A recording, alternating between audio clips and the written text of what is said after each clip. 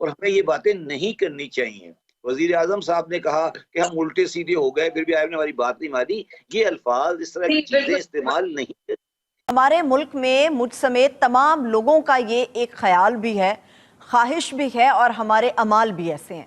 ہم تمام کے تمام لوگ جنت کے اندر داخل ہونا چاہتے ہیں, مگر ہم میں سے کوئی بھی ایک شخص مرنے کے لیے تیار نہیں ہے. ایک بری خبر یہ ہے کہ پاکستان بے روزگاری کے لحاظ سے دنیا بھر میں 24ویں نمبر پر آ گیا ہے. جی ہاں, ذرائع کے مطابق اس وقت پاکستان کا بیرونی قرضہ تقریباً 125 ارب ڈالر ہے, اور اگر قرض کے حجم کی شرح کو دیکھا جائے تو IMF, ورلڈ بینک, ADB اور دیگر اداروں کا حصہ 40 سے 45% ہے.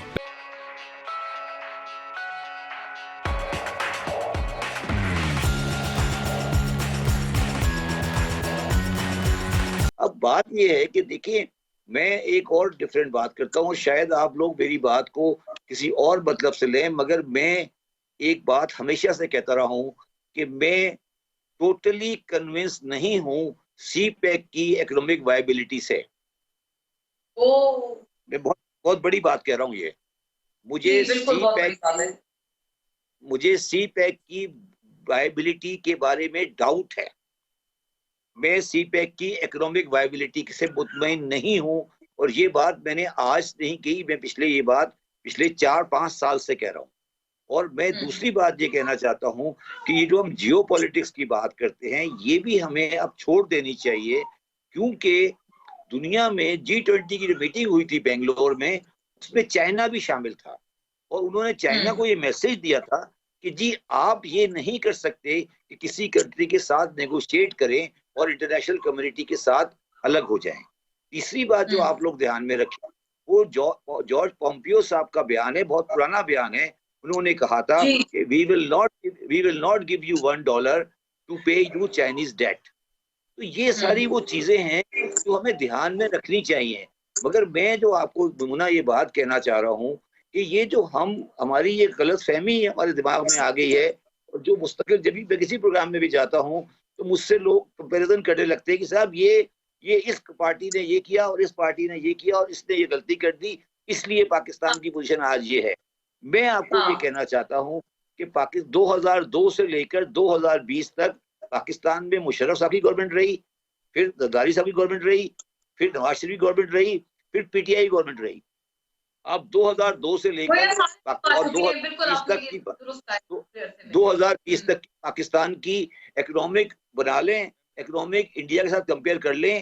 پاکستان کی معیشت کو میں کہہ رہا ہوں میں نے تباہ کیا ہے.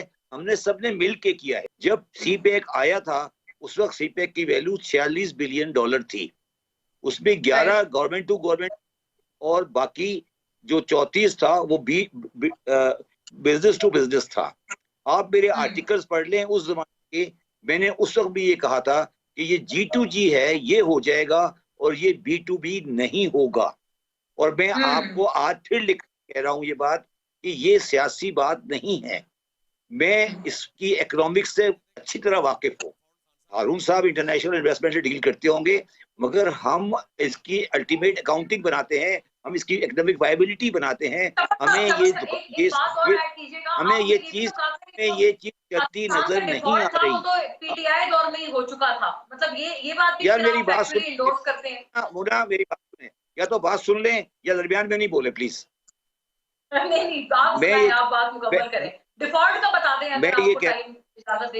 میں یہ کہہ رہا ہوں کہ ارسپیکٹو آف کوئی گورنمنٹ بھی, جب یہ پروجیکٹ آیا تھا اس وقت راحیل شریف صاحب اس کو لیڈ کرتے, اور کراچی میں ہم نے ایک کانفرنس کی تھی آن سی پیک, بڑی ڈیٹیل کانفرنس کی تھی. اس وقت PMLN کی گورنمنٹ تھی, اور میں نے اس وقت تقریر کی, آپ چاہے رپورٹ نکال لیں ڈان کی, میں نے کہا تھا کہ میں B2B of the C pack سے مطمئن نہیں ہوں, اور یہ نہیں آئے گا. کوئی پاکستانی کمپنی اور کوئی چائنیز پرائیویٹ کمپنی اس جگہ رشکئی میں انویسٹ نہیں کرے گی. آپ مجھے پاکستان کی اکانومی کی صورتحال بھی کچھ ایسی ہی ہے. ہمارا حکمران یہ چاہتا ہے کہ سب کچھ بالکل ویسا ہی ہو جائے جیسے کہ جنت میں ہوگا, مگر وہ اپنے آپ کو مارنے کے لیے تیار نہیں ہے. پاکستان کے اندر ٹیکسوں کی بھرمار کر دی گئی ہے. پاکستان کے اندر عوام کی ناک سے لکیریں نکال دی گئی ہیں. एड़ियां रगड़ने पर मजबूर कर दिया गया है। एक भी शख्स कोई ऐसा नहीं है जो खुशी से, आराम से, सहूलत के साथ अपने बिस्तर के ऊपर सोता होगा। कोई एक भी शख्स ऐसा नहीं है जो अपने रिस्क की तलाश में निकलता होगा और अपने कुंबे के लिए उतना ही रिस्क लेकर वापस घर में जाता होगा जितनी उसकी जरूरत है।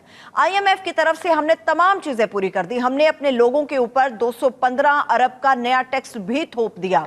इनडायरेक्ट टैक्सेस की मद में यानी कि 80% हम अदा करते हैं, बाकी का जो 20% है उसको गले के ऊपर छुरी रखकर वो आवाम से निकलवाया जा रहा है।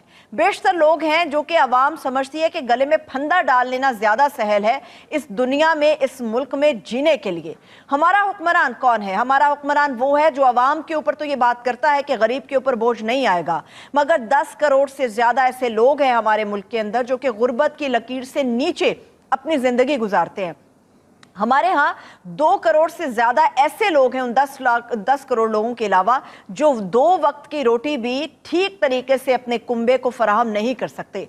हमारे यहाँ सिर्फ चंद फीसद ऐसे लोग हैं जो कि अशराफिया में समझे जाते हैं, जिन्हें शायद महंगाई से कोई फर्क नहीं पड़ता, मगर पाकिस्तान के अंदर टैक्सेस की भरमार के बाद हमारा सरमायाकार शदीद मुतासिर हो रहा है, हमारा कारोबारी शख्स शदीद मुतासिर हो रहा है, हमारे सनतकार मायूसी के आलम में। बेहद सरमायाकार जो पाकिस्तान के अंदर दूसरे ममालिक से आए थे वो वाइंड अप करने की कोशिशें कर रहे हैं। पाकिस्तान के अंदर 50 साल से ज्यादा अरसा गुजारने के बाद शेल कंपनी ने पाकिस्तान के अंदर से अपने बिजनेस को वाइंड अप कर दिया और उसके ज़िली इदारा जो शेल पाकिस्तान पेट्रोलियम एसोसिएशन है वो इस वक्त सिर्फ पाकिस्तान में काम कर रहा है।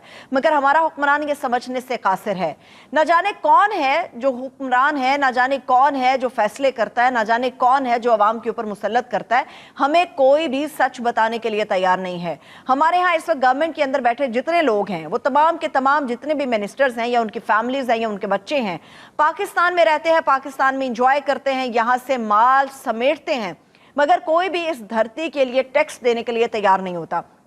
हमारे टैक्स के ऊपर ये अशराफिया ऐश करती है, हमारे टैक्सेस के ऊपर ये गवर्नमेंट चलती है, हमारे टैक्सेस के ऊपर पाकिस्तान का इंफ्रास्ट्रक्चर पूरा चलता है, मगर गरीब को देने के लिए धेला नहीं है। बार बार ये बात की जाती है कि गरीब के ऊपर बोझ नहीं आएगा। गरीब के ऊपर बोझ नहीं आ रहा तो बताइए फिर किसके ऊपर इन टैक्सेस का बोझ आ रहा है? वर्ल्ड ऑफ स्टैटिस्टिक्स ने बेरोजगारी के जो अदाद-ओ-शुमार शामिल किए हैं उसके मुताबिक पाकिस्तान 6.5% शरह बेरोजगारी के साथ 24वें नंबर पर है। और डेफिनेटली यही वो मायूसी है बेरोजगारी की वजह से जो नौजवानों में आती है, और वो फिर उसी है डेफिनेटली बेरोजगारी की वजह से हम 24वें नंबर पर आ गए हैं मुल्क में, पूरी दुनिया में बेरोजगारी के लिहाज से। तो इस बेरोजगारी से जो नाउमीदी और जो मायूसी बढ़ रही है हमारे मुल्क के नौजवानों में, जो आबादी का 60% हिस्सा है, वो कैसे निकले? जी, बहुत ही बिसाइड हालात हैं। आप जानती हैं जब इकोनॉमिक डाउनटर्न आता है जैसे पाकिस्तान में आया हुआ है इस वक्त, तो इंडस्ट्रियां बंद होती हैं। बहुत सारे हमारे ऐसे साथी हैं जो कि डेली वेज वर्कर्स होते हैं और वो फौरन अनएम्प्लॉयमेंट का शिकार हो जाते हैं। इसी तरीके से बहुत सारे स्किल्ड वर्कर्स ने भी अनएम्प्लॉयमेंट देखी है इस टाइम में। कोविड भी आया है, तो ओवरऑल पाकिस्तान के लिए बुरे हालात रहे हैं, लेकिन पाकिस्तान में करने के लिए काम आप जानती हैं बहुत है। इस पे ब्राइट साइड की तरफ मैं आपको लेना चाहूँगा कि IT इंडस्ट्री ने पिछले साल एक तहकीक की और बताया कि पाकिस्तान में 1 लाख से ज़्यादा नौकरियाँ मौजूद हैं, लेकिन पाकिस्तान के IT ग्रेजुएट्स तैयार नहीं हैं उन नौकरियों के लिए। इसी तरीके से बेशुमार इदारे जिनके साथ मैं ट्रेनिंग्स कराता हूँ वो सब आपको कहेंगे कि वो सब लोगों की तलाश में। आप भी अपने घर के लिए अपने इदारे में लोगों की तलाश में, तो ये लोग किधर हैं? तो आपको समझ आएगा कि एक्चुअल इशू अपॉर्चुनिटी का नहीं है पाकिस्तान में। पाकिस्तान में इशू कैपेसिटी का है, यानी कि जो टैलेंट हमारे पास है, जो लोग हमारे पास हैं, उनकी सलाहियत जो है वो बिल्ड नहीं हुई हुई है, वो तैयार नहीं है। USB जैसे प्लग एंड प्ले होती है ना कि आप लगाएं तो चलना शुरू हो जाए, वो नहीं है। और उसके साथ साथ कंप्लेनिंग एटीट्यूड है, बहुत ज्यादा चैलेंजेस हैं जो कि एम्प्लॉयर्स फेस करते हैं, लोग फेस